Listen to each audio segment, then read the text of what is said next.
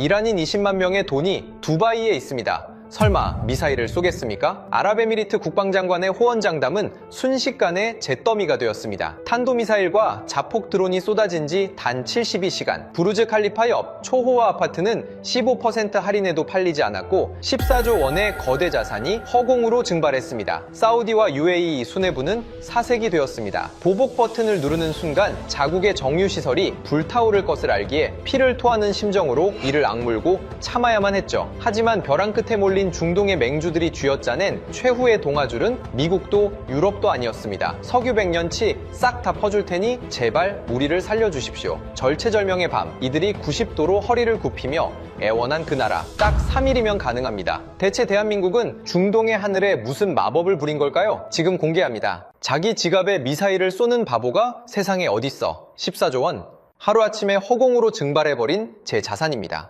저는 아흐마드 알막툼입니다. 두바이에서 12억 달러짜리 부동산 프로젝트를 동시에 7개나 굴리던 재벌이었죠. 지금도 그날의 악몽이 생생해요. 이란 사람 20만 명이 돈을 묻어둔 도시니까 절대 우리를 치지 못할 거라는 그 멍청한 오만함. 모든 것은 운명의 그날 밤에 시작됐습니다. 부르즈 칼리파가 내려다 보이는 제 펜트하우스 라운지에서는 파티가 한창이었죠. 신규 프로젝트 승인을 축하하는 자리였습니다. 최고급 샴페인이 돌았고 웃음소리가 끊이지 않았습니다. 아흐마드, 이번 프로젝트 수익률이 자그마치 180%야. 두바이 역사상 최고 기록이라고. 여긴 진짜 천장이 없어. UAE 국가안보위원회 고문이자 제 오랜 친구 파이살이 샴페인 잔을 치켜들며 소리쳤습니다. 다들 환호하며 잔을 부딪혔죠. 그때 구석에서 조용하지만 날카로운 목소리가 들렸습니다. 다들 너무 낙관적이군요. 이란 쪽 분위기가 심상치 않습니다. 외교부 차관 나세르였어요. 늘 깐깐하고 항상 최악의 상황만 걱정하는 친구였죠. 나세르, 초치지 마. 오늘은 축하하는 날이잖아. 제가 웃으며 가볍게 넘기려 했습니다. 하지만 나세르의 표정은 굳어 있었어요. 아흐마드, 최근 혁명 수비대가 완전히 실권을 쥐었다는 첩보가 들어왔습니다. 솔레이만이라는 강경파 사령관은 기존 수뇌부와 완전히 달라요. 경제적 이해관계 따위는 안중에 없는 미친 개라고요. 나세르, 파이살이 잔을 탁 내리치며 말을 끊었습니다. 그 소리가 파티장을 얼어붙게 만들었죠. 자네는 항상 쓸데없는 걱정이 너무 많아. 이란 애들이 우리를 쳐? 걔네가 두바이에 숨겨둔 검은 돈만 수십조 원이야. 서방 제재 피해서 카드 긁으면 베이루트에서 현금으로 찾게 해주는 시스템도 우리가 다 만들어줬잖아. 파이살이 코웃음을 쳤습니다. 혁명 수비대? 그놈들도 결국 돈맛을 아는 놈들이야. 자기들 지갑에다 미사일을 쏘는 바보가 세상에 어디 있어. 그 말에 라운지에 다시 안도의 웃음이 터졌습니다. 저도 맞장구를 쳤죠. 파이살 말이 맞아. 두바이는 달라. 중동에서 전쟁이 나도 우리 국경 앞에서는 무조건 멈추게 되어 있어? 저도 그 자리에 있던 모두도 완전히 확신했습니다. 나세르만 빼고요. 그는 입술을 꽉 깨물더니 말없이 파티장을 나갔습니다. 파티가 끝나고 자정이 넘은 시간, 테라스에서 야경을 보며 딸 레일라와 영상통화를 했습니다. 레일라는 금융센터에서 애널리스트로 일하고 있었죠. 아빠, 오늘 또 우리 회사 주가 올랐어. 두바이는 진짜 무적인가 봐. 딸이 활짝 웃으며 말했습니다. 당연하지. 여긴 세상에서 제일 안전한 금고니까. 제가 부르즈 칼리파의 화려한 조명을 바라보며 대답했어요. 완벽했습니다. 영원할 것 같았죠? 새벽 2시 17분이었습니다. 갑자기 하늘 위로 하얀 불빛 줄기가 쫙 그어졌습니다. 처음엔 부유층들의 늦은 불꽃놀이인 줄 알았어요. 그런데 하나가 아니었습니다. 둘, 셋, 열. 까만 밤하늘이 순식간에 시뻘건 불대나처럼 환해졌습니다. 그리고 30년 동안 두바이에서 단 한 번도 울린 적 없던 끔찍한 소리가 터져나왔습니다. AI행, 방공 사이렌이었어요. 무쇠온 장난을 치는 거야. 훈련인가? 와인잔을 든 손이 덜덜 떨리기 시작했습니다. 그 순간 꽝! 제벨알리 항만 방향에서 거대한 불기둥이 솟구쳤습니다. 바닥이 미친 듯이 요동쳤고 테라스 유리가 박살나며 파편이 튀었죠. 두 번째 폭발, 세 번째 폭발. 부르즈 칼리파의 화려한 조명이 꺼졌습니다. 마리나 일대 수천 개 빌딩에 불이 텅 하고 동시에 나갔습니다. 완벽한 암흑이었습니다. 제 전화기가 미친 듯이 울리기 시작했어요. 파이살, 임원들, 레일라, 전부 다요.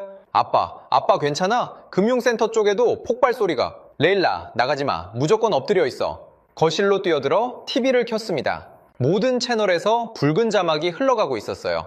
아니, 긴급 속보. 이란 혁명수비대. 두바이 정역 타격 발표. 탄도미사일과 자폭 드론 수십 대 본토 강타. 저는 다리에 힘이 풀려 주저앉았습니다. 파이살의 그 비웃던 목소리가 귓가에 맴돌았어요. 자기 지갑에 미사일 쏘는 바보가 어딨어. 그 바보 같은 일이 지금 제 눈앞에서 벌어지고 있었습니다. 하지만 그 절망 속에서 저는 믿을 수 없는 광경도 목격했습니다. 하늘을 새까맣게 뒤덮은 이란의 드론대 사이로 저 멀리 사우디 국경 방향에서 요격 미사일들이 맹렬하게 솟아올라 불꽃을 터뜨리고 있었습니다. 나중에야 알게 된 사실이지만 그날 밤 두바이가 완전히 잿더미가 되는 걸 막아준 건 우리가 수천억을 주고 산 서방의 방공망이 아니었습니다. 사우디 사막 한가운데서 조용히 성능 테스트를 하고 있던 한국의 신형 요격 시스템 일부가 길목을 막아준 거였죠. 그 작은 나라의 무기가 아니었다면 제 펜트하우스째로 잿더미가 됐을 겁니다. 덜덜 떨리는 손으로 파이살에게 전화를 걸었습니다. 파이살, 이게 대체 무슨 일이야? 제벨 알리가 불타고 있어. 제가 피를 토하듯 소리 질렀습니다. 그런데 수화기 넘어 파이살의 목소리는 소름 끼치도록 차분했어요. 방금 자국 영토에 탄도미사일이 떨어졌는데 말입니다. 아흐마드, 당황하지 마. 내가 방법을 찾아볼게. 너는 일단 가만히 있어. 방법을 찾는다고? 도시가 박살이 나고 있는데 내가 알아서 할 테니까. 너는 아무것도 하지 말고 가만히 있어. 내일 아침이면 길이 보일 거야. 뚝! 전화가 끊겼습니다. 방법을 찾는다고? 미사일을 맞은 건 방금 전인데 어떻게 저렇게 차분할 수 있단 말인가? 등줄기에 식은땀이 흘렀습니다. 그때 어두워진 휴대전화 화면이 켜지며 나세르의 문자가 들어왔습니다. 내일 아침 증권거래소가 열리기 전에 모든 자산을 현금화해. 그리고 파이살을 조심해. 그는 이미 알고 있었어. 순간 숨이 턱 막혔습니다. 그때는 몰랐습니다. 하늘에서 떨어진 미사일은 그저 거대한 재앙의 신호탄일 뿐이었다는 걸. 진짜 우리를 멸망으로 몰아넣은 함정은 이란이 아니라 바로 우리 안에 파놓은 끔찍한 음모였다는 사실을 말입니다. 아어가이마 2부. 시장이 죽었다 뜬 눈으로 밤을 새웠습니다. 창밖으로 날이 밝아오고 있었지만 두바이의 하늘은 잿빛 연기로 뒤덮여 있었습니다. 페르시아만 위로 떠오르는 붉은 해가 제벨 알리 항만에서 솟구치는 검은 연기와 뒤섞여 마치 지옥의 풍경 같았죠. 하지만 미사일이 남긴 물리적인 파괴는 앞으로 닥칠 재앙의 예고편에 불과했습니다. 아침 8시. 저는 넥타이를 멜 정신도 없이 회사로 뛰어갔습니다. 차창 밖으로 보이는 풍경은 기괴했습니다. 평소라면 람보르기니와 페라리로 꽉 막혀 있어야 할 셰이크 자예드 도로가 텅 비어 있었고 짐을 가득 실은 밴들만 공항 쪽으로 미친 듯이 질주하고 있었습니다. 사무실 문을 박차고 들어가자마자 비서가 창백한 얼굴로 TV를 켰습니다. 경제 채널에 붉은색 속보 자막이 쉴 새 없이 쏟아지고 있었죠. UAE 증권거래소 개장 15분 만에 지수 대폭락, 이례적 전면 폐장 결정, 두바이 국제공항 모든 항공편 이착륙 전면 금지, 수만 명 체류객발 묶여, 골드만삭스 긴급 보고서 발표, UAE 부동산 거래량 전월 대비 49% 급감, 외국인 투자자 자본 이탈 가속화, 비트코인 등 가상화폐 통한 엑소더스 러시, 그야말로 대학살이었습니다. 회의실에는 이미 임원들이 넋이 나간 표정으로 모여 있었습니다. 재무이사가 덜덜 떨리는 손으로 아이패드를 내밀었죠. 아흐마드 부회장님, 큰일 났습니다. 오늘 아침 7시 기준으로 팜 주메이라 쪽에 15% 할인된 급매물이 수십 개 쏟아졌습니다. 그런데 사겠다는 사람이 단 한 명도 없습니다. 매수 호가가 아예 실종됐어요. 이 우리 프로젝트는 신규 오프 플랜 12개는 어떻게 됐어? 제가 책상을 내리치며 소리쳤습니다. 두바이 부동산 시장의 65%는 오프 플랜, 즉 아직 지어지지도 않은 도면 상태의 집을 파는 선분양으로 굴러갑니다. 안전하다는 환상과 계속 오를 거라는 기대감, 그 두 가지 심리가 시장을 지탱하는 유일한 기둥이었죠. 그게 제일 문제입니다. 중국 큰손 투자자 3곳이 방금 전 동시에 환불을 요구하는 내용 증명을 보내왔습니다. 러시아 쪽 바이어들도 장음 납입을 거부하고 전액 반환을 요구하고 나섰고요. 재무이사의 이마에서 식은땀이 뚝뚝 떨어졌습니다. 합산 금액이 얼마야? 8억 달러입니다. 우리 돈으로 1조 원이 넘습니다. 순간 눈앞이 핑 돌았습니다. 지난 몇 년간 무려 60%나 폭등했던 두바이의 부동산 신화가 하루아침에 잿더미가 되어가고 있었습니다. 제 회사뿐만이 아니었죠. 두바이 최대 개발사인 MR의 주가는 개장 직후 26%나 폭락한 상태로 거래가 정지되었습니다. 이건 말도 안 돼. 이란 놈들이 대체 왜 우리를 친 거야? 우리가 자기들한테 어떻게 해줬는데? 제가 넥타이를 풀어 헤치며 짐승처럼 소리 질렀습니다. 네, 솔직히 고백하겠습니다. 두바이는 이란의 거대한 자금 세탁소이자 돈줄이었습니다. 미국과 서방 세계가 이란을 경제 제재로 옥죄일 때 숨통을 틔워준 게 바로 우리였으니까요. 수많은 환전소가 면허도 없이 이란의 검은 돈을 세탁했습니다. 다이아몬드, 미술품, 명품 시계로 둔갑한 이란의 자본이 두바이 항만을 통해 전 세계로 퍼져나갔죠. 두바이에서 신용카드를 긁으면 베이루트에 있는 헤즈볼라 간부가 빳빳한 달러 현찰로 찾아가는 미친 시스템까지 우리가 눈뜨가 마주고 만들어줬습니다. 그 대가로 우리는 막대한 수수료와 이란 부호들의 투자금을 빨아들여 마천루를 올렸습니다. 그래서 오만했던 겁니다. 우리가 자기들의 밥줄인데, 우리가 돈을 불려주는 금고인데 어떻게 감히 우리한테 미사일을 쏘겠어? 이스라엘보다 더 많은 탄도미사일과 자폭 드론을 우리 머리 위에 쏟아붓다니. 이건 상식적으로 말이 안 되는 일이었습니다. 하지만 그때 제 방으로 들어온 외교부 차관 나세르가 아주 뼈아픈 진실을 알려주었습니다. 아흐마드, 세상이 바뀌었어. 우리가 알던 이란 수뇌부는 끝났어. 나세르의 얼굴은 10년은 늙어 보였습니다. 권력 공백이 생기자마자 혁명 수비대의 극단적 강경파인 솔레이만 모타메디가 모든 실권을 장악했어. 자네도 알지? 기존의 늙은 수뇌부들은 우리와 돈으로 얽혀 있었지만 솔레이만은 달라. 그 미친 개한테는 두바이의 검은 돈이나 경제 논리 따위는 안중에도 없어.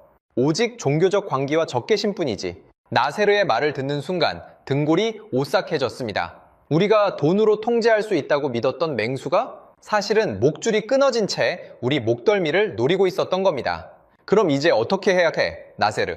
정부 차원의 대책은 있는 거야? 과거 금융위기 때처럼 정부가 나서서 막아야 할 거 아니야? 아흐마드, 제발 현실을 봐. 그때와는 달라. 그때는 장부에 적힌 숫자가 마른 거지만 지금은 하늘에서 진짜 폭탄이 떨어진 거야. 중동의 분쟁은 두바이 국경에서 멈춘다는 30년짜리 안전 브랜드가 어젯밤 1시간 만에 산산조각 났다고. 나세르가 절망적으로 고개를 저었습니다. 그때 파이살에게서 다시 전화가 걸려왔습니다. 아흐마드, 뉴스 보고 놀라지 마. 다 해결될 거야. 어젯밤부터 계속 거슬렸던 그 소름 끼치도록 차분한 목소리. 다 해결된다고? 내 회사가 1조 원을 토해내게 생겼어. 팜주메이라는 지금 유령 도시가 돼가고 있다고? 오후에 왕궁에서 최고안보 회의가 열릴 거야. 내가 카드를 하나 준비하고 있어. 이 위기를 단숨에 뒤집을 수 있는 거야. 회의장에서 보자고. 전화가 뚝 끊겼습니다.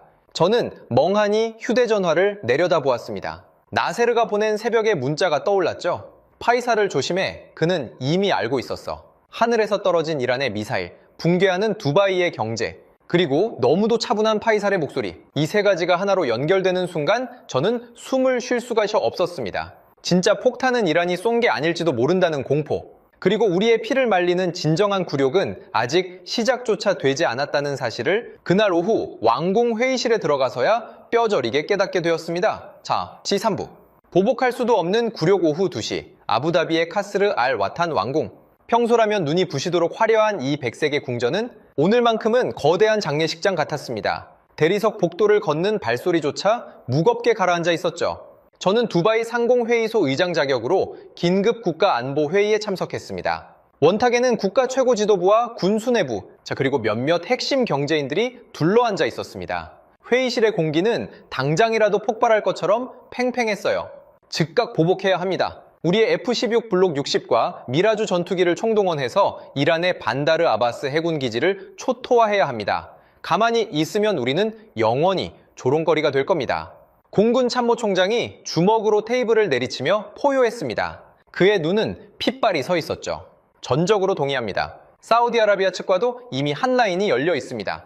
그들도 보복 공격에 동참할 준비가 되어 있습니다. 국방부 장관이 맞장구를 쳤습니다. 회의실은 금방이라도 전투기 시동을 걸듯 뜨겁게 달아올랐습니다. 저 역시 속으로는 그들에게 박수를 보냈습니다. 제 재산을 반 토막낸 이란 놈들에게 똑같이 갚아주고 싶었으니까요. 하지만 그 뜨거운 열기를 단숨에 얼려버린 건 아주 차분하고 건조한 목소리였습니다. 총장님, 그래서 속 시원하게 반다르 아바스를 불바다로 만들면 그 다음은 어떻게 책임지실 겁니까? 에너지부 장관이었습니다. 그는 핏기가 싹 가신 창백한 얼굴로 두꺼운 서류 뭉치를 테이블 중앙으로 밀어넣었죠. 우리에게 타격 능력이 있다는 건 세상이 다 압니다. 문제는 우리가 보복하는 순간 잃어야 할 것들이 너무나도 치명적이라는 겁니다. 에너지부 장관이 스크린에 지도를 띄웠습니다. 사우디아라비아 동부와 UAE 해안을 따라 붉은색 점들이 빼곡하게 찍혀 있었죠. 몇 년 전 아브카이크 사건을 기억하십니까? 이란의 지원을 받은 후티 반군이 사우디의 아브카이크와 쿠라이스 정유시설을 드론과 미사일로 타격했을 때 말입니다. 그 이름을 듣는 순간 회의실에 모인 모든 사람의 숨소리가 멎었습니다. 아브카이크. 그것은 중동 산유국들에게는 절대 입에 올리고 싶지 않은 끔찍한 트라우마였습니다. 아부다비 국영 석유회사의 정유 총괄 엔지니어 타리크 알마리가 떨리는 목소리로 설명을 이어갔습니다. 아브카이크는 세계 최대의 원유 처리 시설입니다. 당시 이란의 드론단 몇 대가 핵심 설비를 정확히 타격했을 때 하루 570만 배럴의 원유 생산이 중단되었습니다. 사우디 전체 생산량의 절반, 전 세계 공급량의 6%가 단 하루 만에 증발했죠. 타리크가 스크린에 붉은 점들을 가리켰습니다. 지금 이란의 지하 벙커에는 수만 발의 탄도미사일과 자폭 드론이 장전되어 있습니다. 우리가 보복 버튼을 누르는 순간 저들은 우리 군사기지가 아니라 루와이스 정유공장, 제벨 알리 담수화 시설, 그리고 호르무즈 해협의 수출 터미널을 노릴 겁니다. 전 세계 해상 원유의 20%가 통과하는 호르무즈 해협은 두바이의 바로 앞바다입니다. 전투기는 요격당해도 다시 사면 되지만 사막 한가운데서 바닷물을 민물로 바꾸는 담수화 시설이 파괴되면 우리는 일주일 안에 물을 못 마셔서 말라 죽습니다. 이게 우리의 현실입니다. 아무도 반박하지 못했습니다.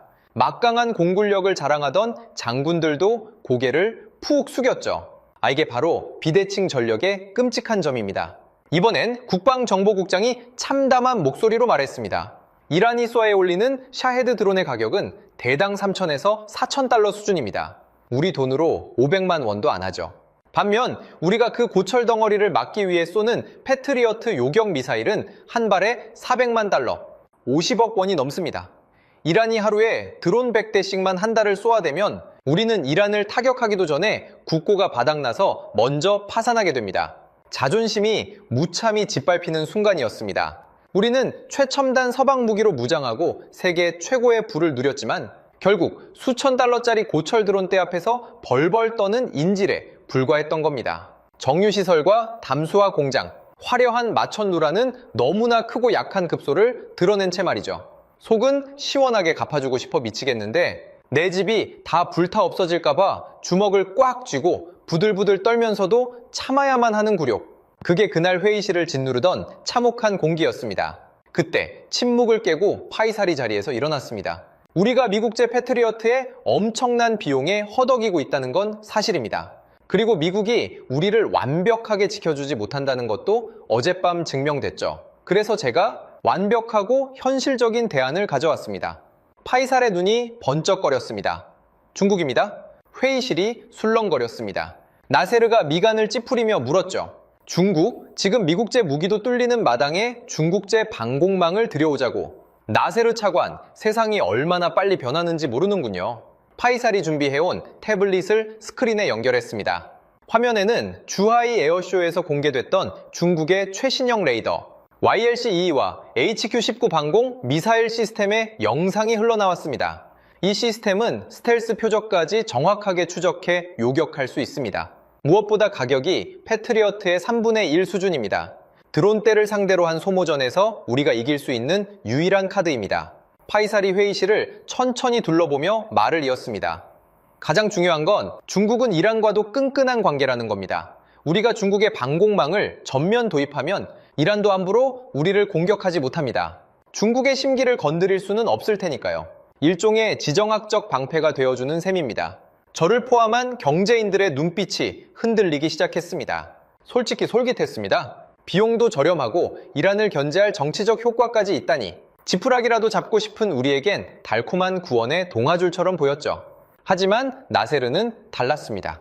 그가 책상을 탁 치며 일어났습니다. 파이살 고문 제정신입니까? 중국 무기는 실전 검증이 전혀 안 됐습니다. 카탈로그에 적힌 스펙만 믿고 국가의 하늘을 통째로 넘기자고요. 게다가 중국은 이란에 드론 부품을 몰래 공급하는 나라입니다. 창과 방패를 동시에 파는 장사꾼한테 우리 목숨을 맡기자는 겁니까? 나세르의 외침은 절박했지만 회의실의 분위기는 이미 파이살 쪽으로 기울고 있었습니다. 당장 피를 흘리며 죽어가는 환자에게 그 약이 독약인지 아닌지 따질 겨를은 없었으니까요. 이미 베이징 측 최고위층과 이야기가 끝났습니다. 우리가 사인만 하면 일주일 안에 핵심 레이더와 초도 물량이 두바이에 깔릴 겁니다. 파이살이 쐐기를 박았습니다. 일주일. 그 속도에 모두가 넘어가고 말았죠. 회의가 끝나고 밖으로 나오자 아부다비에 숨막히는 열기가 훅 끼쳐왔습니다. 아흐마드, 나세르가 제 팔을 꽉 잡았습니다. 그의 손은 얼음장처럼 차가웠어요. 파이살은 거짓말을 하고 있어. 일주일 안에 대공 방어망 전체를 도입하는 계약. 그런 건 국가 간 협상으로 최소 1년은 걸리는 일이야. 나세르가 주변을 두리번거리더니 제 귓가에 대고 속삭였습니다. 어제 미사일이 떨어지기 훨씬 전부터 파이살은 이미 이 모든 걸 세팅해두고 있었던 거야. 이란의 공격과 중국의 방패. 이게 우연의 일치라고 생각해 심장이 바닥으로 쿵 떨어지는 것 같았습니다. 하지만 그때까지만 해도 저는 친구를 의심하는 게 두려워 나세르의 경고를 애써 외면하려 했습니다. 회의장의 충격이 차에 가시기도 전에 두바이에는 진짜 생지옥이 펼쳐지고 있었습니다. 숫자로만 보던 경제지표가 사람들의 피눈물로 바뀌어 도시를 덮치기 시작했으니까요. 사바무사부 72 시간의 기록 완공 회의에서 돌아온 후 저는 제 사무실 펜트하우스에 갇혀 있었습니다. 나세르의 경고가 귓가를 맴돌았지만 당장 제 눈앞에서 무너져 내리는 제국을 수습하는 게 먼저였죠. 미사일이 떨어진 지 정확히 72시간. 그 3일 동안 두바이에서 벌어진 일은 전쟁 교본에도 없는 완벽한 경제적 대학살이었습니다. 폭탄은 건물 몇 채를 부셨을 뿐이지만 공포라는 이름의 전염병은 30년 공들여 쌓은 신기루를 단숨에 증발시켰습니다. 저는 1분 1초 피가 마르는 심정으로 그 붕괴의 타임라인을 똑똑히 지켜봐야 했습니다. 미사일 타격 후 18시간. 골드만삭스의 긴급 보고서가 두바이 금융가를 강타했습니다. 전년 동기 대비 부동산 거래량 37% 감소, 전월 대비 49% 급감. 단순히 거래가 줄어든 게 아니었습니다. 매수자 자체가 증발해버린 겁니다. 두바이 부동산은 65%가 오프플랜, 즉 앞으로 지어질 집을 파는 시장입니다. 안전하다는 믿음이 사라지자 모래 위에 지은 성은 순식간에 허물어졌습니다. 부회장님, 부르즈 칼리파 인근 최고급 레지던스와 팜 주메이라의 대형 빌라들이 마이너스 15% 피가 붙어서 시장에 쏟아지고 있습니다. 영업 본부장이 넥타이를 풀어 해친 채 뛰어들어와 소리쳤습니다. 15% 할인. 두바이 역사상 유례가 없는 패닉셀이었습니다. 그런데도 사겠다는 전화는 단 한 통도 울리지 않았죠. 미사일 타격 후 36시간. 외국인 자본의 대탈출, 이른바 엑소더스가 시작되었습니다. 두바이는 자금의 출처를 묻지 않는 세계 최고의 자금 은닉처였습니다. 러시아의 올리가키, 중국의 부호, 인도의 재벌들이 묻어둔 검은 돈들이 한꺼번에 빠져나가기 시작했죠. 은행 시스템이 마비될 조짐을 보이자 이들은 가상화폐로 눈을 돌렸습니다. 두바이 비트코인 거래소의 프리미엄이 10% 이상 치솟았습니다. 손해를 보더라도 당장 이 미사일 떨어지는 도시에서 돈을 빼내겠다는 필사적인 몸부림이었죠. 금도매상들이 밀집한 데이라 지역은 현물을 사서 탈출하려는 사람들로 아수라장이 되었습니다. 미사일 타격 후 48시간, 두바이 최대의 부동산 개발사 MR의 주가가 전일 대비 26% 폭락한 채 멈춰섰습니다. 그 여파로 건설사들의 회사채 시장은 완전히 마비되었죠. 돈줄이 막힌 겁니다. 그 순간부터 숫자로만 존재하던 경제 지표가 사람들의 피눈물로 바뀌기 시작했습니다. 저는 제 소유의 주메이라 베이 건설 현장으로 차를 몰았습니다. 평소라면 24시간 불을 밝히고 수천 명의 인부들이 개미떼처럼 일하던 곳이었죠. 하지만 현장은 텅 비어 있었고 앙상한 철골 구조물만 사막의 뜨거운 바람을 막고 있었습니다. 사흐브, 제발 살려주십시오. 현장 사무실 구석에 웅크려 있던 인도 출신 십장 무함마드가 제 바지가랑이를 붙잡고 울음을 터뜨렸습니다. 5년입니다. 여기서 5년 동안 뼈 빠지게 일해서 이제 고향에 작은 집 하나 살 돈을 모았습니다. 그런데 오늘 아침 하청업체 사장이 야반 도주를 했습니다. 제 동료들 월급 석 달치를 들고 튀었다고요. 그의 거칠고 까맣게 탄 손이 파르르 떨리고 있었습니다. 건설사들이 대금 지급을 미루자 하청업체들이 줄도산하기 시작했고 가장 밑바닥에 있던 외국인 노동자들이 제일 먼저 거리에 나앉은 겁니다. 저는 아무 말도 할 수 없었습니다. 제 주머니에도 그들에게 줄 현금이 말라가고 있었으니까요. 도시는 급속도로 유령 도시로 변해갔습니다. 두바이몰 근처에서 만난 영국인 부동산 중개인 사라는 신경소해약에 걸린 사람처럼 중얼거렸습니다. 어제까지만 해도 하루에 3건씩 가계약서에 도장을 찍었어요. 그런데 오늘 제 휴대전화가 고장난 줄 알았어요. 아침부터 지금까지 단 한 통의 전화도 오지 않아요. 예약되어 있던 집 보기 일정은 전부 취소됐고요. 나 영국으로 돌아가야 할까요? 세계에서 가장 분주했던 두바이 국제공항이 폐쇄되면서 파키스탄 출신 택시기사 알리는 운전대에 얼굴을 묻고 오열했습니다. 관광객이 없습니다. 거리가 텅 비었어요. 당장 다음 주에 택시 렌트비를 내야 하는데 수중에 50디르함밖에 없습니다. 고향에 있는 아이들 분유값은 어떻게 합니까? 미사일 타격 후 72시간. 저는 결국 제 입으로 사망 선고를 내려야 했습니다. 알막툼 부동산 그룹 사나 7개 신규 프로젝트의 전면 중단을 선언합니다. 제 그룹의 유동성 위기를 공식 발표하는 기자회견장. 플래시 세례 속에서 제 손은 미세하게 떨리고 있었습니다. 일시적인 자금 경색일 뿐 두바이는 반드시 회복할 것입니다. 애써 태어난 척 말했지만 제 목소리에는 아무런 확신도 없었죠. JP모건의 잔인한 전망 보고서가 제 책상 위에 놓여 있었습니다. 향후 몇 년간 신규 유닛 수십만 호 공급 예정이나 지정학적 리스크로 수요 완전 증발, 수조 원대 자산 가치 하락 불가피, 수조 원. 제가 30년간 땀 흘려 쌓아 올린 제국이, 제가 자랑스러워했던 이 화려한 도시가 단 3일 만에 무너져 내린 겁니다. 회견장을 빠져나와 텅 빈 복도를 걷는데 제 귓가에 파이살의 그 소름 가득 끼치는 웃음소리가 환청처럼 들려왔습니다. 중국이 우리의 방패가 되어주기로 했다고. 그래, 파이살의 말대로 중국에 방공망이 들어오면 다시 투자자들이 돌아올까? 이란이 공격을 멈추고 다시 두바이의 안전신화가 부활할 수 있을까? 지푸라기라도 잡고 싶은 절박함에 저는 나세르의 경고를 억지로 지워버리려 애썼습니다. 파이살이 거짓말을 하든 음모를 꾸몄든 당장 하늘에서 떨어지는 미사일을 막아준다면 영혼이라도 팔아야 한다고 생각했죠.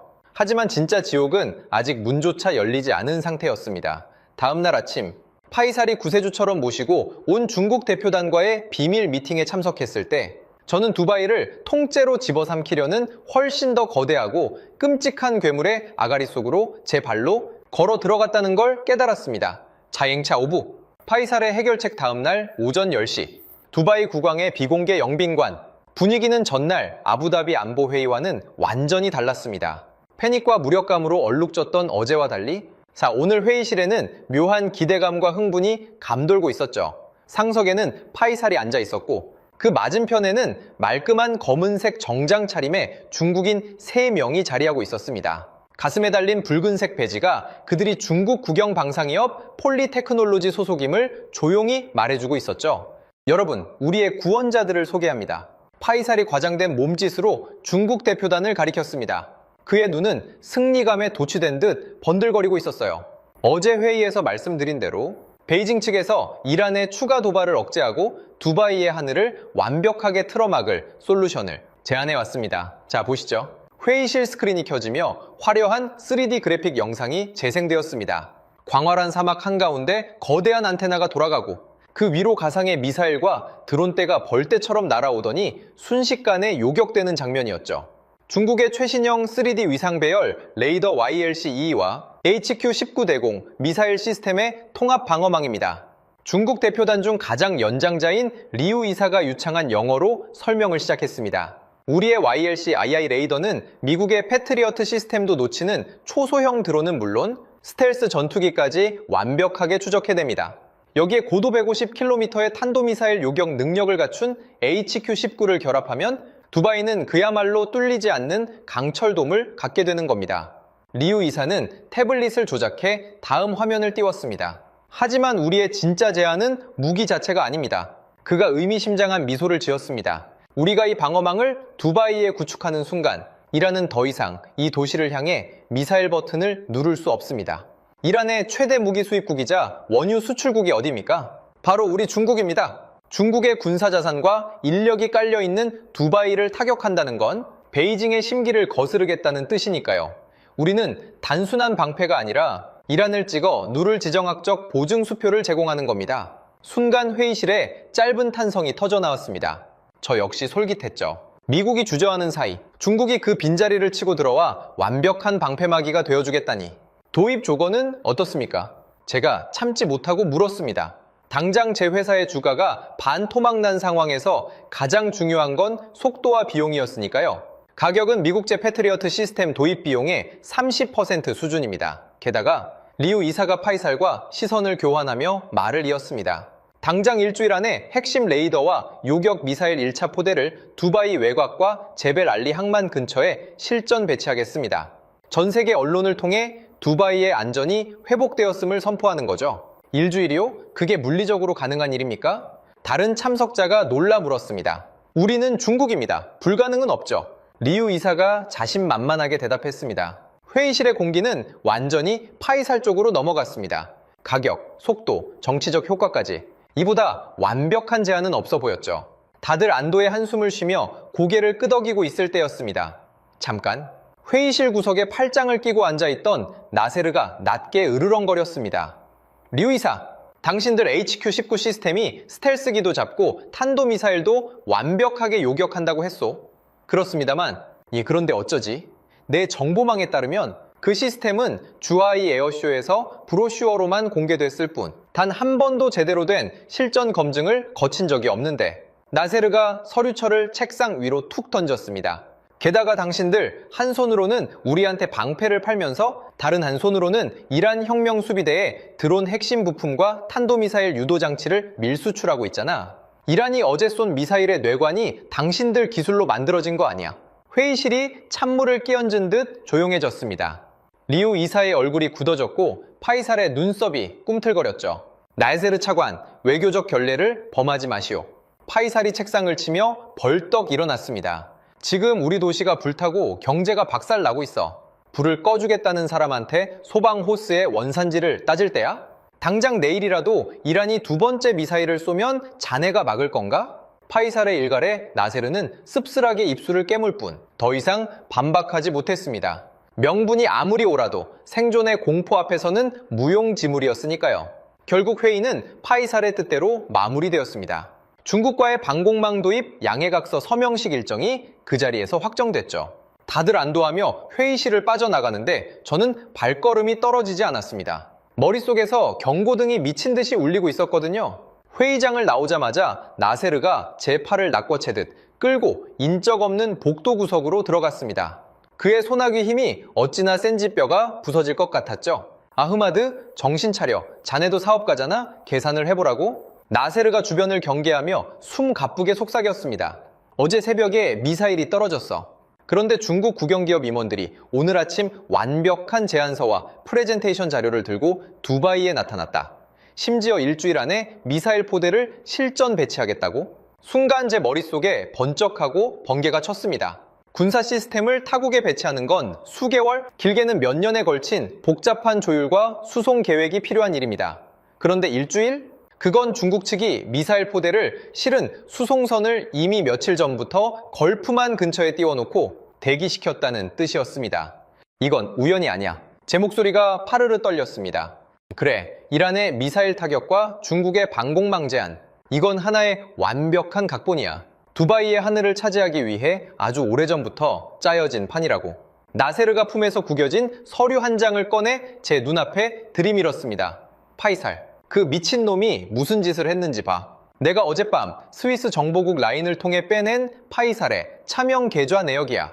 서류를 받아든 제 눈이 믿을 수 없는 숫자를 향해 고정되었습니다.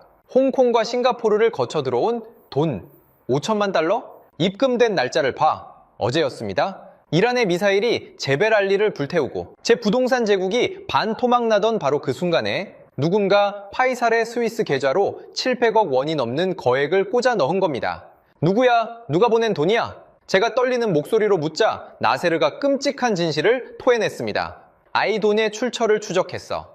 겉으로는 중국의 페이퍼 컴퍼니지만 그 진짜 주인이 누군지 알아? 우리가 30년 동안 눈 감아줬던 괴물. 이란 혁명 수비대와 연결된 헤즈볼라 자금 세탁 네트워크야. 심장이 멈추는 줄 알았습니다. 우리가 당한 건 이란의 미사일이 아니었습니다. 진짜 적은밖에 아니라 가장 깊숙한 우리 내부에 숨어 두바이라는 도시 전체를 통째로 팔아넘길 끔찍한 사기극을 벌이고 있었던 겁니다. 차이 자맘 6부. 이란의 그림자 5천만 달러. 그것도 이란 혁명 수비대와 연결된 헤즈볼라 자금망에서 나온 돈이라고? 저는 복도벽에 기대어 숨을 헐떡였습니다. 눈앞이 새하얘지고 다리에 힘이 풀려 주저앉을 뻔한 것을 나세르가 억지로 부축해 세웠죠. 아, 그래. 우리가 30년 동안 쉬쉬하며 눈 감아줬던 그 더러운 돈. 그 돈이 파이살의 스위스 계좌로 흘러 들어갔어. 나세르의 목소리는 분노로 떨리고 있었습니다. 이 대목에서 저는 이 이야기를 듣고 계신 여러분께 두바이의 가장 어둡고 치부스러운 비밀 하나를 고백해야겠습니다. 두바이 구도심에 있는 무르시드 바자르라는 옛 시장을 아십니까? 겉보기엔 그저 향신료와 직물을 파는 평범한 아랍의 전통시장입니다. 하지만 그 이면은 다릅니다. 그곳은 이란이 바깥 세상과 연결되는 거대한 혈관이자 세계 최대의 불법 자금 세탁소였습니다. 미국과 국제사회가 이란의 목줄을 죄기 위해 강력한 경제 제재를 퍼부을 때 이란의 돈은 수면 아래로 숨어들었습니다. 그리고 그 돈이 향한 곳이 바로 우리 두바이였죠. 면허도 없는 불법 환전소들이 골목마다 독버섯처럼 피어났습니다. 그들은 은행망을 쓰지 않았습니다.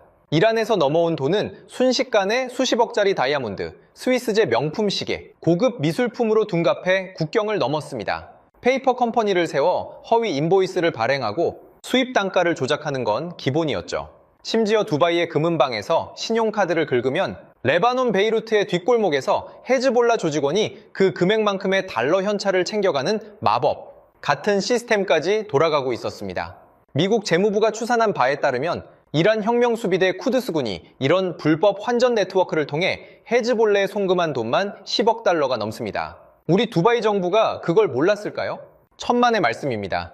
다 알고 있었습니다. 얼마 전 아랍에미리트 중앙은행이 자금세탁 방지법 위반으로 6개 환전소에 1230만 디르함, 우리 돈으로 약 45억 원의 제재금을 부과했다며 대대적으로 홍보한 적이 있습니다. 하지만 그건 미국 눈치를 보며 보여주기식으로 잔챙이 몇 마리를 잡은 것에 불과했습니다. 소 잃고 외양간 고치는 신용만 한 거죠. 왜 눈을 감았냐고요? 그 검은 돈이 두바이로 쏟아져 들어오며 우리의 마천루를 하늘 높이 올려주었기 때문입니다. 이란 자본은 우리 부동산 시장의 핵심 매수 세력이었고 제 지갑을 불려주는 1등 공신이었습니다. 그래서 저는 완전히 착각하고 있었습니다. 우리가 그들의 숨통을 틔워주고 돈을 불려주는 거대한 금고 역할을 하고 있으니 이란은 절대로 자기들의 금고에 폭탄을 던지지 못할 거라고요. 철저한 경제적 상호 의존이 우리를 지켜주는 완벽한 방패라고 믿었던 겁니다. 하지만 제 오만방자한 착각을 나세르가 산산조각 내버렸습니다. 아흐마드, 자네는 아직도 솔레이만 모타메디라는 새로운 맹수를 이해하지 못하고 있어. 나세르가 제 멱살을 쥐듯 옷깃을 끌어당겼습니다. 솔레이만의 생각은 우리와 정반대야. 그는 이렇게 말하지. 두바이가 이란의 돈으로 세워진 도시라고? 그럼 더더욱 우리 것이지. 두바이 놈들이 미국 제재를 우회해준 건 우리 이란을 위해서가 아니라 자기들 배를 불리기 위한 탐욕 때문이었다. 우리는 그 기생충 같은 놈들의 지갑을 박살내고 우리의 힘을 보여주겠다. 이게 바로 강경파의 논리야. 머리를 망치로 얻어맞은 것 같았습니다. 우리는 이란을 이용해 돈을 번다고 생각했지만 강경파의 눈에 우리는 그저 자기들의 피를 빨아먹는 탐욕스러운 중간 상인이자 언제든 짓밟아도 되는 나약한 인질에 불과했던 겁니다. 돈의 논리 따위는 종교적 광기와 무력 앞에서는 종이 쪼가리만도 못했습니다. 그럼 파이살은 이란이 우리를 쳤는데 왜 이란의 검은 돈이 파이살의 계좌로 들어온 거야? 게다가 파이살은 오늘 중국을 구세주로 끌어들였잖아. 이란, 중국, 그리고 파이살. 대체 이게 어떻게 연결되는 건데? 제가 혼란스러움에 빠져 소리쳤습니다. 머릿속에서 끔찍한 퍼즐 조각들이 돌아다니고 있었지만 차마 그 그림을 완성할 용기가 나지 않았습니다. 파이살이 우리 조국을 배신했다는 사실을 인정하고 싶지 않았거든요. 파이살은 처음부터 안보나 국가의 생존 따위는 관심이 없었어. 그는 권력의 축이 이동하는 걸 본 거야. 미국이 물러난 중동의 패권을 이란과 중국, 러시아가 차지할 거라는 거대한 판을 읽은 거지. 나세르의 눈빛이 차갑게 가라앉았습니다. 파이살은 두바이의 하늘을 중국에 팔아넘기기 위해 이란 혁명수비대와 짜고 이 모든 공포를 조작한 거야. 미사일 타격이라는 완벽한 공포를 만들어내야만 우리가 미국을 버리고 중국의 방공망을 덥석 물 테니까. 말도 안 돼. 자기 도시를 불태우면서까지 그런 짓을 벌였다고? 제가 믿을 수 없다는 듯 뒷걸음질을 쳤습니다. 아무리 돈과 권력에 미쳤어도 수만 명의 목숨을 담보로 그런 미친 도박을 벌일 수는 없는 일이니까요. 하지만 나세르는 대답 대신 품 안에서 서류 한 장을 더 꺼냈습니다. 나도 믿고 싶지 않았어. 그런데 이 문서를 보는 순간 모든 희망을 버려야 했지. 그가 내민 서류에는 붉은색 도장이 선명하게 찍혀 있었습니다. 미사일이 두바이의 밤하늘을 찢어놓던 그 순간의 공포보다 이 종이 한 장이 주는 절망감이 훨씬 더 크고 깊게 제 숨통을 조여오기 시작했습니다. 파이살의 스위스 계좌 내역은 그저 서막에 불과했습니다. 나세르가 보여준 그 마지막 문서 한 장이 우리 안에 숨어있던 진짜 괴물의 얼굴을 완벽하게 까발려 버렸으니까요. 자, 염칠부. 파이살의 진짜 얼굴 나세르가 내민 서류는 영어와 아랍어가 섞인 일종의 이면 합의서였습니다. 서류 상단에는 프로젝트 오아시스라는 코드명이 선명하게 적혀 있었죠. 덜덜 떨리는 손으로 문서를 읽어 내려가는 동안 제 온몸의 피가 차갑게 식어가는 것을 느꼈습니다. 이건 단순한 무기거래 계약서가 아니었습니다. 중동의 안보 지형을 통째로 뒤엎어버릴 악마와의 거래 명세서였죠. 자, 문서의 내용은 충격 그 자체였습니다. 1단계, 이란 혁명수비대가 두바이와 아부다비의 비핵심 시설을 타격하여 공포 분위기를 조성한다. 핵심 정유시설인 아브카이크 등은 의도적으로 타격 목표에서 제외한다. 2단계, 패닉에 빠진 UAE 수뇌부의 파이살 빈 라시드가 중국산 방공망 도입을 정역 제한한다. 3단계, 중국은 신속하게 방공망을 배치하고 이를 핑계로 다수의 중국 군사 고문단과 기술 인력을 두바이에 상주시킨다. 4단계, 중국 방공망의 운영 코드는 중국 측이 통제하며 이란의 추가 공격은 중국의 중재해 정치적으로 억제된다. 그리고 마지막 조항, 이 완벽한 연극을 성공적으로 무대에 올린 대가로 브로커 역할을 한 파이살에게는 중국의 페이퍼 컴퍼니와 이란의 자금 세탁망을 거쳐 5천만 달러의 성공 보수가 지급된다. 아이미신 자식. 서류를 움켜쥔 제 손에서 분노의 경련이 일었습니다. 파이살, 제 오랜 친구이자 이 나라의 국가안보위원회 고문이라는 작자가 벌인 짓은 명백한 국가 반역이었습니다. 그는 우리 도시의 하늘을 지켜주겠다며 중국의 방패를 가져온 게 아니었습니다. 우리의 하늘에 중국의 족쇄를 채우고 우리 목숨줄을 이란과 중국의 소나기에 통째로 넘겨버린 겁니다. 이제 이해가 되나? 나세르가 씁쓸하게 말했습니다. 우리가 중국 방공망을 사들이는 순간 우리는 영원히 그들의 인질이 되는 거야. 중국이 레이더 스위치를 끄면 언제든 이란의 미사일이 우리 머리 위로 떨어질 테니까. 파이살은 두바이를 이란과 중국의 속국으로 팔아버리고 자기 혼자 5천만 달러를 챙긴 거지. 분노로 눈앞이 붉게 물들었습니다. 제 14조 원의 자산을 휴지 조각으로 만들고 수만 명의 외국인 노동자들을 길거리로 나앉게 만든 원흉이 바로 어제 저녁 저와 함께 샴페인을 마시며 웃고 떠들던 파이살이었다니. 당장 왕궁으로 돌아가야 해. 국왕 전하께 이 사실을 모두 까발리고 그 쓰레기 같은 놈을 당장 체포해야 한다고. 제가 서류를 구겨주며 복도 끝을 향해 몸을 돌렸습니다. 하지만 나세르가 제 앞을 가로막았습니다. 아흐마드, 진정해. 지금 들어가서 파이살을 고발하면 그 다음에 우리는 어쩔 건가? 나세르의 서늘한 목소리에 제 발걸음이 멈칫했습니다. 파이살이 매국노라는 사실이 밝혀진다고 해서 지금 우리 머리 위로 날아오는 이란의 미사일이 사라지나? 시장이 폭락하는 걸 막을 수 있어. 중국과의 계약을 파기하는 순간 내일 당장 이란의 진짜 폭탄이 제벨 알리 담수화 시설이나 호르무즈 해협의 정유 공장으로 날아올 텐데 그걸 막을 대안이 자네한테 있냔 말이야?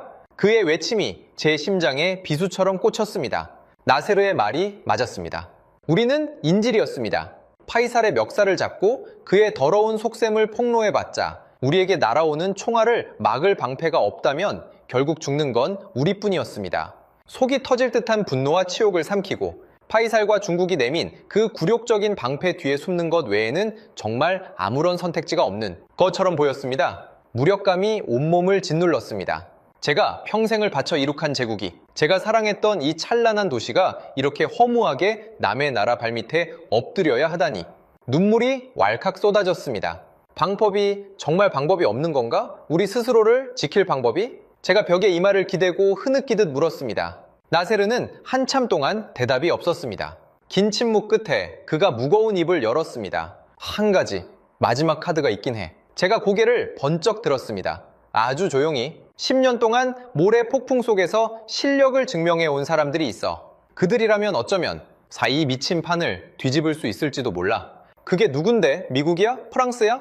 제 절박한 물음에 나세르는 뜻밖의 이름을 입에 올렸습니다.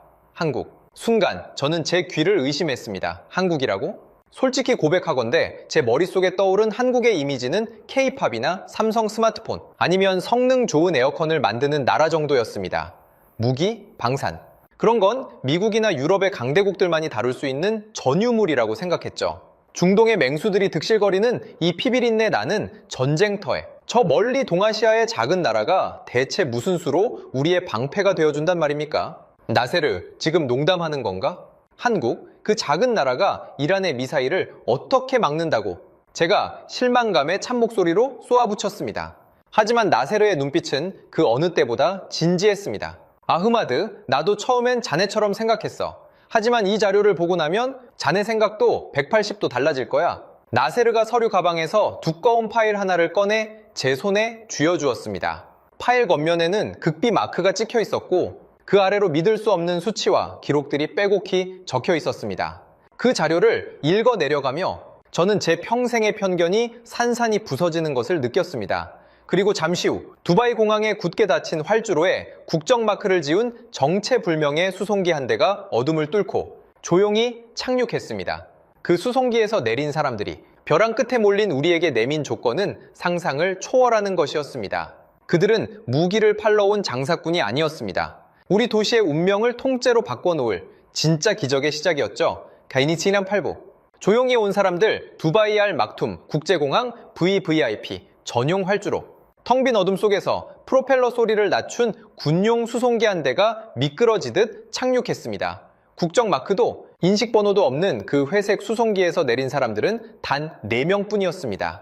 화려한 의전도 수십 명의 수행원도 없었죠. 그들은 검은색 서류 가방 하나씩만 들고 나세르가 보낸 방탄 차량에 조용히 올라탔습니다. 그리고 1시간 뒤 국왕의 비밀 집무실에 그들이 모습을 드러냈습니다. 전하, 대한민국 국방부 차관보 배정호입니다. 한화 디펜스 중동사업 본부장 윤기태입니다.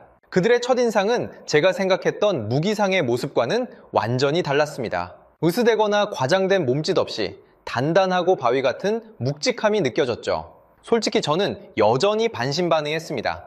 방금 전 나세르가 보여준 비밀 파일의 내용이 사실이라 해도 지금 두바이의 하늘은 당장 내일이라도 불바다가 될 수 있는 절체절명의 위기였으니까요. 한국 대표단 여러분, 먼 길 오시느라 고생하셨소만 지금 우리 상황은 매우 급박하오. 당신들이 파이살 고문이 가져온 중국의 제안을 뒤집을 만한 카드가 없다면 이 자리는 당장 끝날 거요. 국가안보위원회 의장이 초조한 목소리로 포문을 열었습니다. 그 순간이었습니다. 윤기태 본부장이 한 치의 망설임도 없이 서류 가방을 열더니 태블릿을 국왕의 탁자 위로 밀어 넣었습니다. 전하, 우리는 화려한 브로슈어로 떠들지 않습니다. 우리는 오직 증명된 실적으로만 납품합니다. 그 단호한 한마디에 회의실의 공기가 순간 멈칫했습니다. 윤 본부장의 손끝에서 태블릿 화면이 켜지며 우리 모두의 입을 떡 벌어지게 만든 엄청난 데이터들이 쏟아져 나오기 시작했습니다. 자, 지난 10년간 한국 방위산업의 중동 수출은 10배 이상 폭발적으로 성장했습니다. 사우디아라비아와는 이미 무기체계 공동 연구개발 및 생산을 위한 업무 협약을 맺고 실무 그룹을 가동 중입니다. 폴란드에는 K2 전차와 K9 자주포를 유럽 역사상 최대 규모로 수출하며 그들의 국방을 사실상 재건해주고 있죠. 그의 목소리에는 과장이 없었지만 그 어떤 웅변보다 강력한 힘이 있었습니다. 그리고 무엇보다 우리는 이미 귀국 아부다비 정부와 수십조 원 규모의 초대형 국방협력 업무 협약을 비밀리에 체결한 바 있습니다. 방공, 공군, 해군 전력을 아우르는 전면적인 동맹 수준의 계약이죠. 순간 제 뒤통수를 세게 얻어맞은 것 같았습니다. 수십조 원? 아랍에미리트가 이미 한국과 그토록 깊은 군사적 교감을 나누고 있었다니. 중국의 레이더가 스텔스기를 잡는다는 카탈로그 스펙에 현혹되셨습니까? 이번엔 배정호 차관보가 나섰습니다. 그의 눈빛은 맹수처럼 매서웠습니다. 전하, 중국의 그 시스템은 실전에서 단 한 번도 검증된 적이 없는 에어쇼 전시용품에 불과합니다. 하지만 우리는 다릅니다. 우리는 70년입니다. 배 차관보가 회의실 참석자들의 눈을 하나하나 응시하며 힘주어 말했습니다. 우리는 70년 동안 머리 위로 수천 발의 탄도미사일과 장사정포를 겨누고 있는 비정상적인 적과 얼굴을 맞대고 살아왔습니다. 북한의 미사일이 서울 한복판에 떨어지는 데 걸리는 시간은 고작 3분입니다. 우리에게 방공망은 이론이나 비즈니스가 아닙니다. 수천만 국민의 목숨이 달린 생존 그 자체입니다. 회의실은 쥐 죽은 듯 고요해졌습니다. 그의 말 한마디 한마디가 우리 심장을 묵직하게 때리고 있었죠. 수천만 원짜리 싸구려 자폭 드론대를 막기 위해 수십억 원짜리 요격 미사일을 쏟아보면 결국 국가 재정이 파탄 날 거라고 걱정하셨습니까? 윤기태 본부장이 이어받았습니다. 한국의 천공, 이 중거리, 지대공 미사일과 저고도 요격체계, 그리고 첨단 드론 제머가 결합된 우리의 다층 방어망은 바로 그 가성비와 효율성에 미친 듯이 집착해서 만든 시스템입니다. 사우디 사막에서 진행된 실전 테스트에서 100%에 가까운 요격률을 증명했습니다. 패트리어트보다 훨씬 저렴한 비용으로 드론대부터 탄도미사일까지 완벽하게 찢어버릴 수 있습니다. 그제야 저는 새벽 2시 17분 두바이 하늘을 새까맣게 뒤덮었던 이란의 드론대 사이로 사우디 국경 너머에서 솟구쳐 오르던 그 요격 미사일들의 정체를 깨달았습니다. 모래 폭풍 속에서 그 누구의 눈에도 띄지 않게 조용히 성능을 증명하고 있었던 한국의 방어망, 파이살과 중국이 가짜 공포를 조작하며 우리의 하늘을 도둑질하려 할 때 진짜 우리를 지켜준 건 바로 이 작고 단단한 동방의 나라였던 겁니다. 조전이 뭡니까? 국왕이 마침내 무거운 침묵을 깨고 입을 열었습니다. 중국은 일주일 안에 시스템을 깔아주겠다고 했소. 한국은 얼마나 걸립니까? 그리고 우리가 치러야 할 대가가 뭐요? 배 차관보가 자리에서 일어났습니다. 그리고 그가 내뱉은 말은 제가 평생 무기 거래에서 한 번도 들어보지 못한 너무나도 뼈아프고 고결한 조건들이었습니다. 솔직히 말씀드리겠습니다.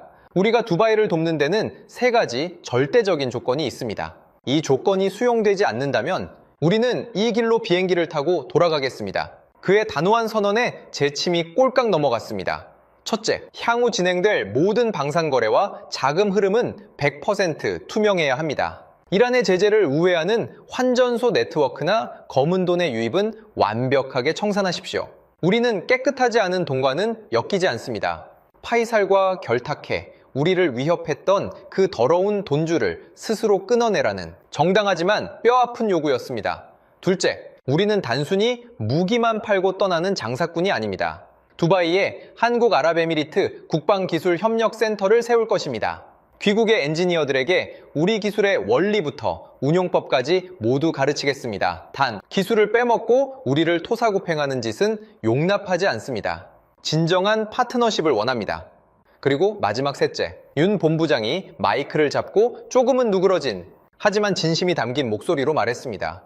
저희 할아버지는 6.25 전쟁 당시 피난민이었습니다. 온 나라가 잿더미가 되었을 때 조건 없이 우리를 도와준 국제사회의 손길을 우리는 단 하루도 잊은 적이 없습니다. 우리가 원하는 건 단순한 무기 거래가 아닙니다. 10년, 아니 100년을 함께 갈 진짜 신뢰입니다. 순간 저는 쥐구멍에라도 숨고 싶을 만큼 깊은 부끄러움을 느꼈습니다. 우리는 30년 동안 두바이를 찾아온 수많은 외국 기업들을 돈으로만 대했습니다. 필요할 땐 단물을 빼먹고 필요 없어지면 가차없이 내쫓았죠. 신뢰라는 단어는 우리 계산기에는 없는 항목이었습니다. 그런 우리에게 한 번도 침략을 해본 적은 없지만 수없이 침략을 당하며 잿더미에서 세계 6번째 군사, 강국으로 일어선 나라가 진정한 신뢰가 무엇인지 뼈저리게 가르쳐주고 있었던 겁니다. 저는 이분들을 믿습니다. 제가 자리에서 벌떡 일어나 소리쳤습니다. 미국은 우리에게 무기를 팔면서 동시에 이란과 물밑 협상을 했습니다. 중국은 우리에게 방패를 주겠다며 파이사를 매수해 우리의 목줄을 쥐려 했죠. 하지만 한국은 다릅니다. 이들은 70년 동안 우리와 똑같은, 아니 우리보다 더 끔찍한 미사일 위협과 싸워온 유일한 나라입니다. 반대파의 웅성거림도 제 절박한 외침을 덮지 못했습니다. 다음날 국왕의 특별 지시로 반역자 파이살은 국가보안법 위반으로 비밀리에 긴급 체포되었습니다.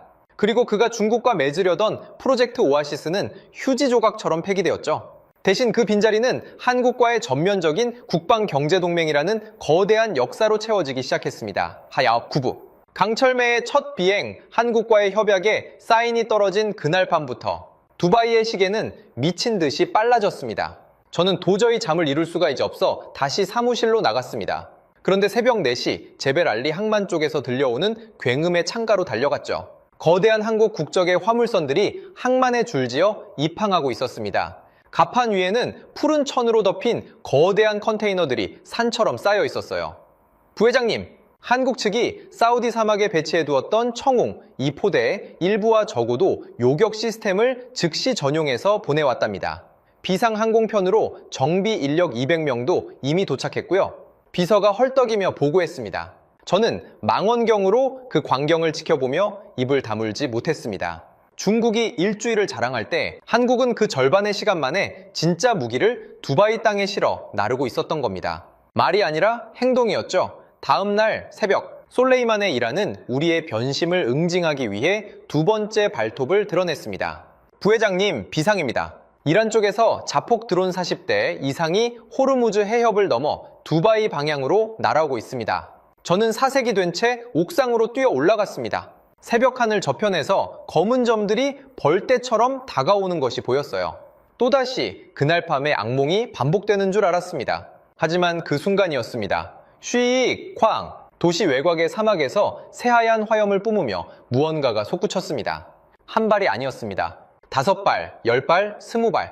한국의 청공, 이 미사일이 정확하게 발사관에서 튀어올라 까만 하늘로 빨려 들어갔습니다. 펑, 펑, 펑. 상공에서 거대한 폭발음이 연달아 터졌습니다. 이란의 드론대가 두바이 시가지에 도달하기 한참 전 사막 상공에서 단 한 대도 남김없이 산산조각이 났습니다. 동이 트는 새벽 하늘이 한국 미사일이 만들어낸 폭발의 섬광으로 환하게 밝아왔죠. 막았어, 막았어. 옆에 있던 비서가 펄쩍펄쩍 뛰었습니다. 저는 다리에 힘이 풀려 옥상 바닥에 주저앉고 말았어요. 안도의 눈물이 주룩주룩 흘러내렸습니다. 그날 오전 한국 측은 단 한 건의 피해도 없이 모든 위협을 차단했다고 공식 발표했습니다. 요격률 100%. 이 한 번의 완벽한 방어가 두바이 사람들의 마음에서 공포를 단숨에 걷어내 버렸습니다. 같은 날 오후 국왕직속안보법정에서는 파이살에 대한 비공개 재판이 빛의 속도로 진행되었습니다. 그의 스위스 비밀 계좌, 헤즈볼라 자금망과의 연결고리, 프로젝트 오아시스 문서까지 모든 증거가 쏟아져 나왔죠. 한때 국가안보위원회 고문으로 이 나라의 안보를 책임지던 그 화려한 사내는 죄수복을 입고 고개를 푹 숙인 채 종신형을 선고받았습니다. 그리고 시장이 반응하기 시작했습니다. 부회장님, 골드만삭스에서 긴급 보고서가 떴습니다. 두바이의 방공 리스크 해소. 매수 의견으로 상향입니다. 재무이사가 환호성을 지르며 뛰어들어왔습니다. 동시에 MR의 주가가 거래 재개와 함께 상한가를 쳤고 빠져나갔던 외국인 자본의 일부가 다시 슬금슬금 두바이의 은행 계좌로 흘러들어오기 시작했습니다. 물론 모든 것이 하루아침에 회복된 건 아니었습니다. 한 번 깨진 신뢰는 쉽게 붙지 않는 법이니까요.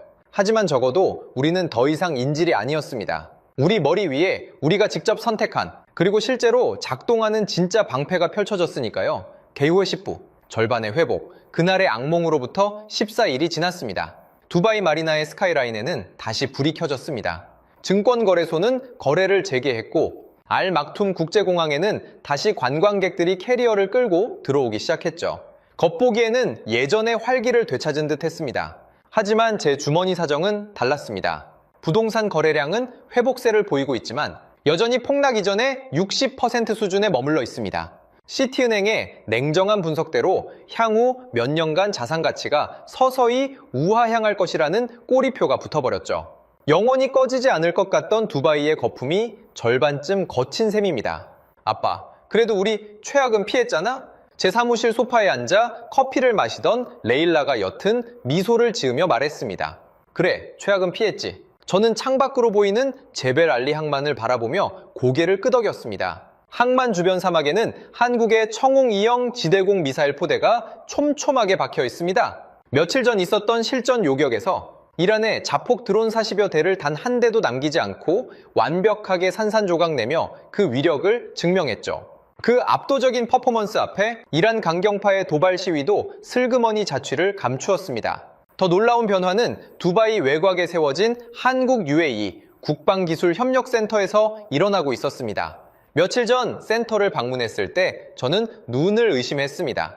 하얀 칸두라를 입은 UAE의 젊은 엔지니어들이 땀을 뻘뻘 흘리며 한국 기술자들과 머리를 맞대고 레이더 회로를 분석하고 있었거든요. 사흐브, 이것 보십시오. 한국 전문가들은 무기만 덜렁 넘겨주고 가는 게 아닙니다. 어떻게 신호가 잡히고 어떻게 요격하는지 그 근본적인 원리부터 우리에게 가르쳐주고 있습니다. 우리를 부품 교체하는 기계가 아니라 진짜 파트너로 대우해준다니까요. 기쁨에 들뜬 젊은 엔지니어의 목소리에 저는 코끝이 찡해졌습니다. 돈으로 모든 것을 살 수 있다고 믿었던 우리에게 한국은 땀 방울이 섞인 진정한 자립의 길을 가르쳐주고 있었던 겁니다. 신로에는 한번 깨지면 완전히 회복되지 않는다. 협약 서명식 직후 윤기타의 본부장이 제게 했던 말이 떠올랐습니다. 그의 말대로 미사일이 핥히고 간 두바이의 상처는 100% 아물지 않았습니다. 떠나간 투자자 중 절반은 돌아오지 않았고, 우리가 이란의 검은 돈을 세탁해주며 누렸던 비정상적인 부유함은 이제 끝났습니다. 하지만 저는 지금의 두바이가 자랑스럽습니다. 모래 위에 지은 아슬아슬한 신기루가 아니라 단단한 바위 위에 진짜 뼈대를 세우고 있으니까요. 얼마 전 국가 반역죄로 수감된 파이사를 특별 면회했습니다. 화려했던 금태 안경은 사라지고 죄수복을 입은 그는 10년은 늙어 보였죠. 후회하나? 제가 묻자 그가 텅 빈 눈으로 헛웃음을 쳤습니다. 매일 후회하지? 나는 내가 미국, 이란, 중국이라는 거대한 판을 주무르는 체스 플레이어인 줄 알았어. 그들의 힘을 빌려 더 큰 미래를 그릴 수 있을 줄 알았지. 하지만 결국 나는 철저하게 이용당하고 버려진 체스말이었어. 그의 쓸쓸한 뒷모습을 보며 저는 다시 한번 뼈저리게 느꼈습니다. 강대국의 그림자 뒤에 숨으려는 얄팍한 계산은 결국 우리 목을 조르는 올가미가 된다는 것을요. 두바이는 이제 달라졌습니다. 며칠 전 중국 기업이 다시 은밀하게 대규모 인프라 투자를 제안해왔지만 우리는 정중하고 단호하게 거절했습니다. 당장의 달콤한 돈다발보다 끝까지 우리 곁을 지켜줄 수 있는 진짜 파트너가 누구인지 똑똑히 알게 되었으니까요. 제가 펜트하우스 창밖으로 페르시아만을 굽어볼 때마다 되새기는 말이 있습니다. 오만은 재앙의 시작이고 겸손은 지혜의 시작이다. 작은 나라라고 함부로 무시하지 마십시오. 지구상의 작은 나라는 없습니다. 오직 작고 옹졸한 생각에 갇힌 오만한 나라만 있을 뿐입니다. 70년간 포성 속에서 조용히 실력을 벼려온 동방의 그 나라가 멸망의 문턱에 섰던 우리에게 가르쳐준 가장 위대한 교훈입니다. 지금까지 중동의 심장 두바이가 이란의 미사일 위협 앞에 붕괴할 뻔했던 충격적인 72시간, 그리고 그 폐허 속에서 진정한 파트너로 우뚝 선 대한민국 방위산업의 이야기를 전해드렸습니다. 어떠셨습니까? 수십조 원 규모의 초대형 방산동맹. 하지만 그 놀라운 숫자보다 더 위대한 것은 우리는 70년 동안 미사일 위협과 싸워왔다며 증명해낸 우리 군과 기술자들의 땀방울이었습니다. 조건 없이 돕겠지만 기술을 빼먹고 쫓아내는 짓은 용납하지 않겠다. 아무도 우리를 인정해주지 않던 시절부터 모래바람을 맞으며 조용히 실력을 키워온 이들이 마침내 세계에서 가장 부유한 나라의 수뇌부를 향해 던진 그 묵직한 한마디. 오만방자했던 중동의 재벌이 그 한마디에 고개를 숙이고 한국을 진정한 형제로 인정할 수밖에 없었던 이유는 바로 여기에 있습니다. 위기의 순간, 진짜 실력은 화려한 말잔치가 아니라 묵묵히 증명해 온 시간에서 나옵니다. 오늘 이 이야기가 가슴에 깊은 울림을 주셨다면 지금 영상을 공유해 주십시오.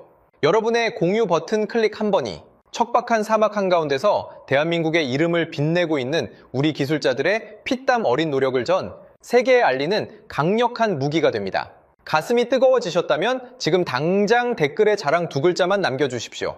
두 글자만 남겨주십시오. 두 글자만 남겨주십시오. 두 글자만 남겨주십시오. 두 글자만 남겨주십시오. 두 글자만 남겨주십시오. 두 글자만 남겨주십시오.